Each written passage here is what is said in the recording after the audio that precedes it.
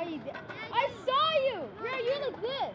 For 15 years, the Harmon Skatepark has been home to kids and adults all over the Johnson County area, but the park is in need of some serious repairs. The city of Prairie Village has put aside $350,000 in makeover funds for the park, and they're seeking help from the skaters themselves. Last Thursday, a community meeting was held at the Meadowbrook clubhouse, where kids, adults, neighbors, and parents came together to brainstorm their ideal park, with the help from some representatives at Line Skateparks to lead the process. My name is Canton Russell, and I am a project manager and lead designer for Line Skateparks.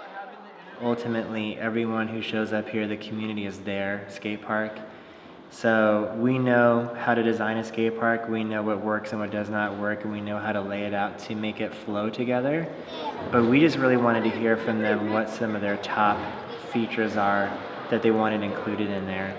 This meeting was just the beginning. They plan to meet multiple times to find the ideal layout until construction begins sometime around a year from now. The goal is to get the same amount of people, if not more, to the very next meeting, and that's where we're going to show 2 concepts, maybe even 3 of some ideas we came up with that shows that we're listening.